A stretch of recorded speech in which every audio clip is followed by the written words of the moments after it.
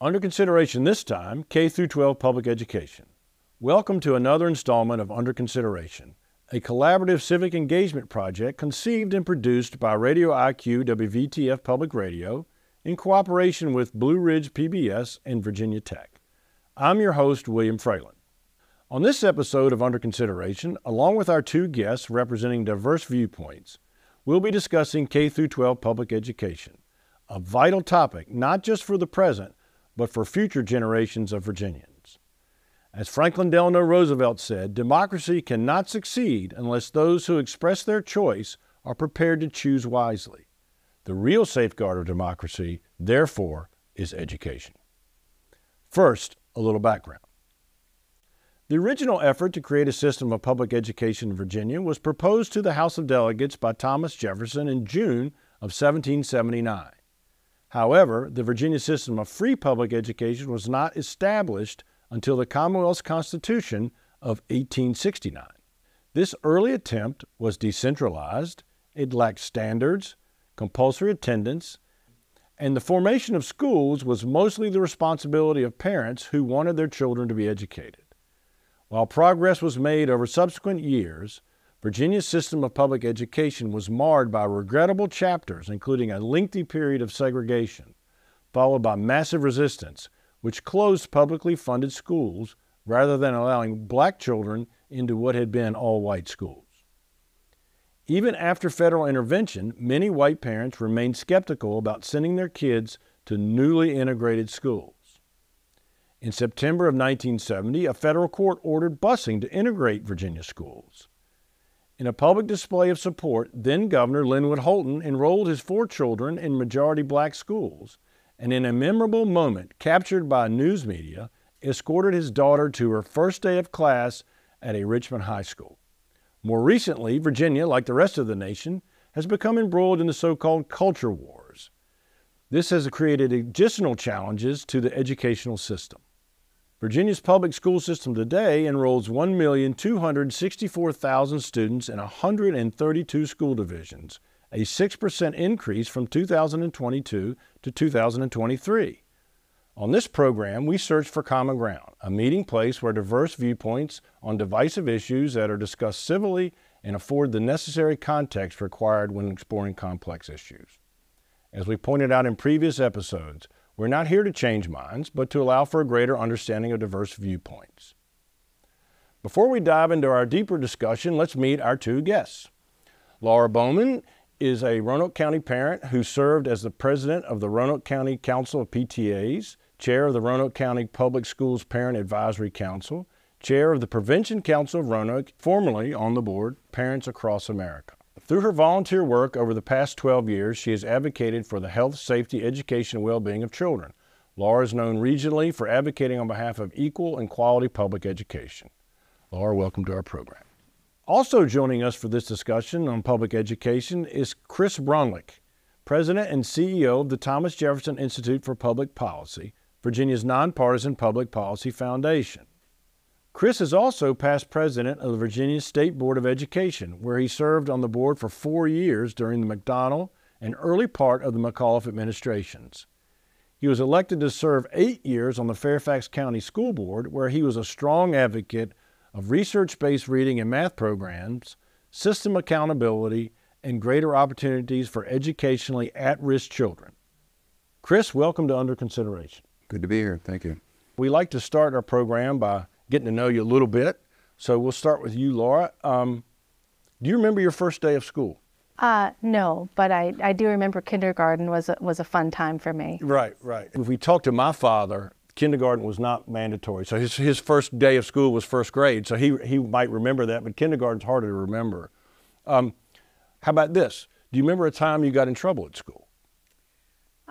No, not really. I was a pretty good kid, as a matter of fact. Okay, well done, Thank you. well done. And where did you go to school? I grew up in Madison, Wisconsin.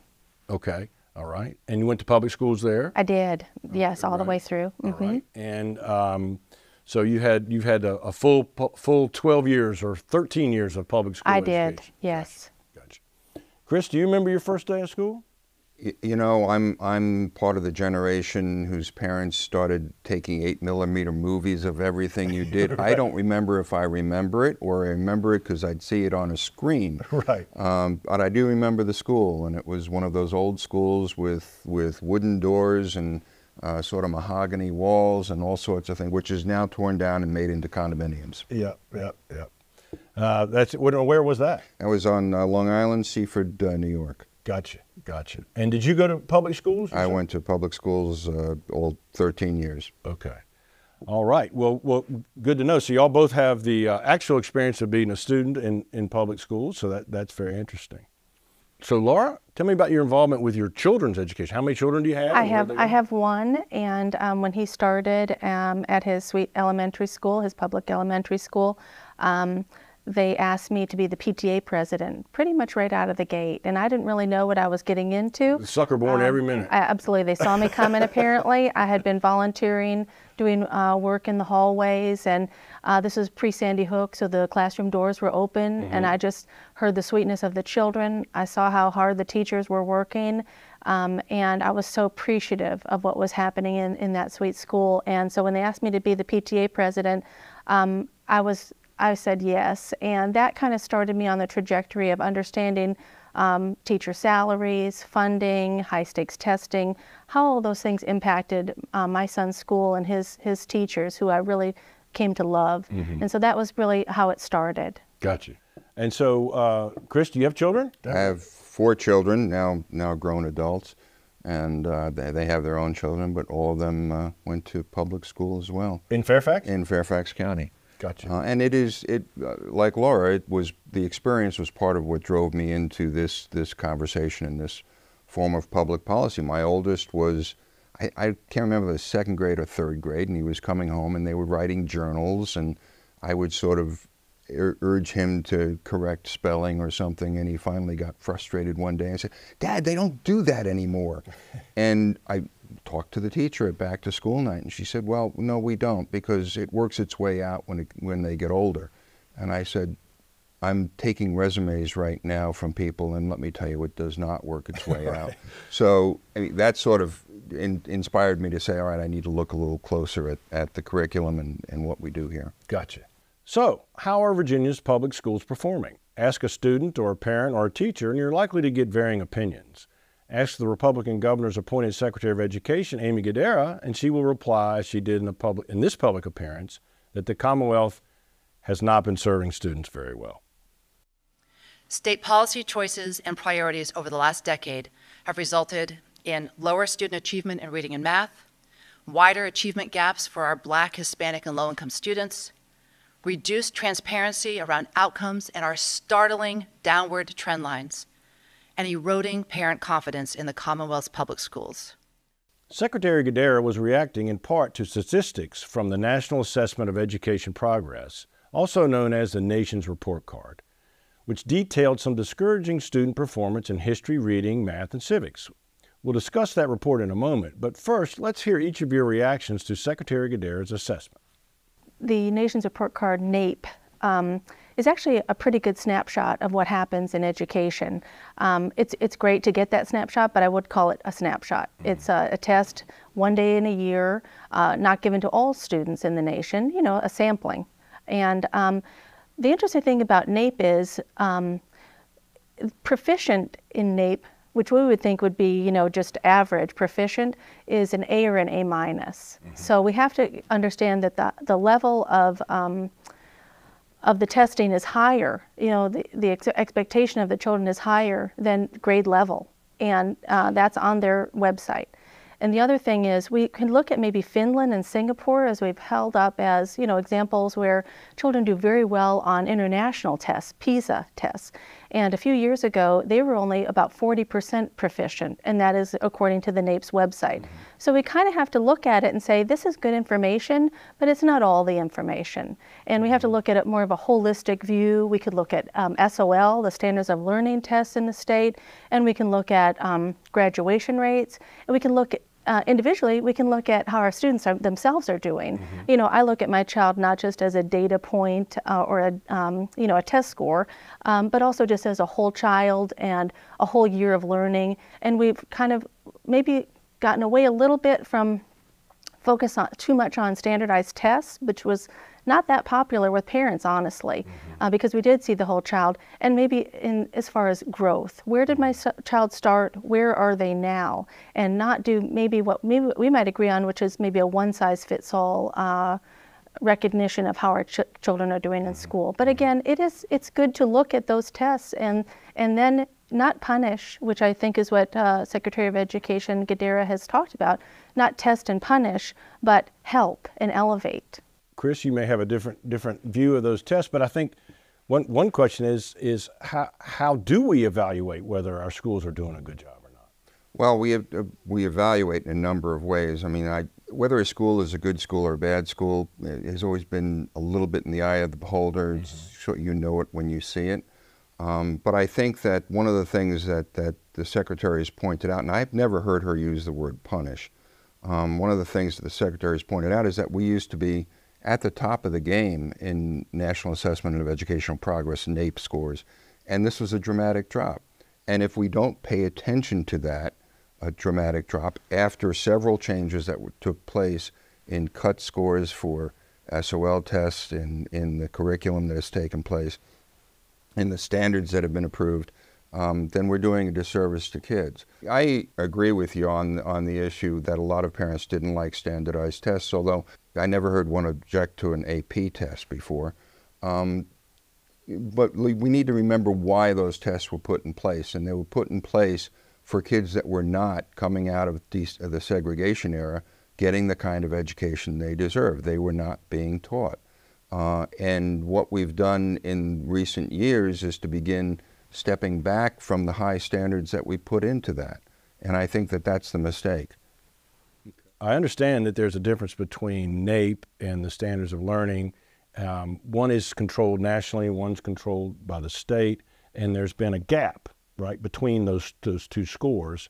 And they may measure very different things. I think that's the point that you were making, Laura. They measure different things, but still that differential is something to pay attention to, I think, don't you? You really have to take it as a holistic view of what is happening in education and cause and effect. And so I think, we can talk about testing, but testing isn't teaching. And I think if we could focus more of the funding on the educational experience in the classroom and having enough resources for children.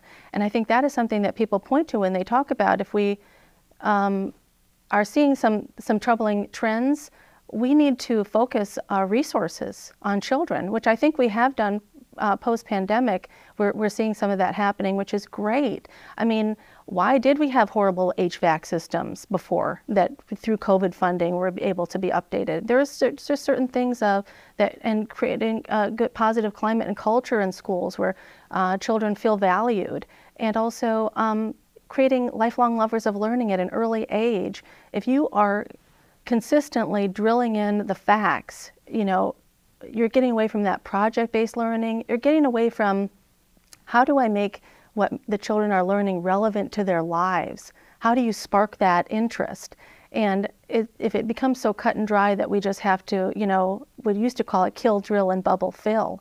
We've gotten away from that a little bit because we had committees at the state level that talked about what does education mean for all kids and where are all the kids going? We have a new portrait of a graduate, which was a really inspiring thing to see because not all kids are going to go to college and not all kids are, going to learn the same things at the same time. So I've always been a proponent of just looking at the individual child more so than overarching test scores, which I do understand we do have to look at those and we absolutely should. You have to have quality assessments, and I think that has been maybe more of a focus, and growth assessments and project-based learning. So Chris, what I hear Laura saying is that there's a balance, right, between assessing a school's success rate and how well they're doing versus the individual piece that each child goes through on their own individual basis, and how do you balance that out a little bit? there was some testimony back in January, and there were a large number of parents who got up and talked about the education their children were receiving. They were all from the projects in Richmond. And not a single one talked about any of the things you just talked about, Laura. They didn't talk about the things I just talked about. They didn't talk about the education. They talked about whether when their child went to school, they would be certain they would come home safe. They talked about how their child was bullied in school. They talked about how one of the mothers, her child committed suicide because of the bullying. That's not my definition of all children feeling valued. I mean, I think we've made some dramatic mistakes in the last couple of years. I remember having a conversation with one young man in Richmond who said, you know, they're all telling me I'm a victim.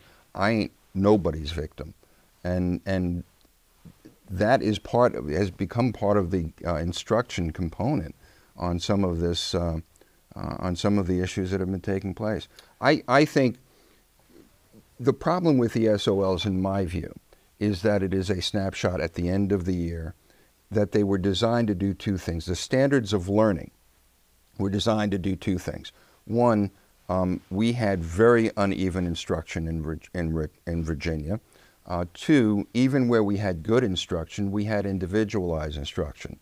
Somebody comes to my classroom and I'm a real World War II buff. So suddenly everything from in the 1900s is all about World War II, and I devote 5 days to the rest of it. There was an effort to say at the end of a child's year, this is what they should learn.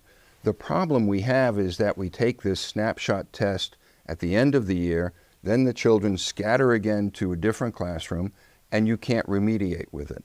One proposal, one state's gone and they've said we're going to do this 3 times a year. Smaller tests, shorter tests, going to take an assessment 30 days in, take an assessment at the midpoint, take an assessment at the 3/4 point where we can do something about it. That's personally what I'd like to see, but that's money, and that becomes the challenge. We reduced the numbers of tests in Virginia, but I have a feeling it was for money, not because of anything else. So what I hear you saying is the idea would be that we want our children to, within their own individual understanding and their own progress in their own life, but that they all come from a sort of a standard set of operative facts that everybody understands about history is what I think you're, in that example. Right, because curriculum is and ought to be decided at the local level. It's why we have the standards of learning standards, and then we have the curriculum framework, which school systems can use or choose not to use. Gotcha. It's up to them. Okay. Experts say much of the decline in public school student performance can be traced to the COVID pandemic, which closed schools and supplanted the traditional in-class experience with online learning. And there's this dire warning from Harvard and Stanford researchers. Schools and parents should not assume students will make up the lost ground, as that hasn't happened in the past. What effect do each of you think COVID has or has had or still has on Virginia's public education? Laura? Well, there's no doubt in my mind, paying attention to what we're being reported in school board meetings, that there was a decrease in math skills and reading skills. One of the things that a lot of parents are able to do is read with their children. So, you know, that if they were home, they were able to read, they were able to understand. Math is a different thing, you know, and so many of us think, oh, this new math, I don't know how to do it. And frankly, my son was taking calculus online. There was no way I could help him. My husband is a little bit better than I, and it's all scaffolded, right? So if you don't learn the skills, then you're not going to be able to go on to the next thing. And that's why, you know, school systems are kind of focusing on high dosage tutoring. They're doing a lot of assessments. Where did the kids start? Where are they now? Still a little bit behind. I guess I never looked at kids like you're in a deficit model, because I think that does a disservice to their resiliency and their ability to pick up on things. But, you know, there are a lot of ways that we can reach those kids who are a little bit behind. What we don't want to see happen is just allow that gap to grow and then my son's going to college next year. We want them to be prepared for the next steps afterwards. So I think those targeted interventions at the local level, which require funding, which gratefully we have that funding for a little while, at least for another year or so, to implement some of that high dosage tutoring and try to get those kids up to where they need to be. But once that funding falls off, I'm a little concerned that we are still going to need some of that funding, because some kids took a bigger hit than others. So, and I think too, we have to think about not just the way how they're doing in school, but also just how they're doing emotionally, mentally. If you lose that connection with your peers, with your teachers, how do you kind of recoup that? That's another thing we just really have to be so focused on, is their mental health. Right. And so what I hear Laura saying is that there has been a drop off. Do you think that explains some of the test scores we've been seeing, or? Yeah, absolutely. I mean, we're supposed to be disagreeing, but I think we. I know, right? Yeah. Yeah. It absolutely explains the test scores. And frankly, I think Virginia did not, in many cases, suffer as many of others. The average school system was closed for 70 weeks in this country. It was closed more often in places where they had to renegotiate union contracts with teachers' unions.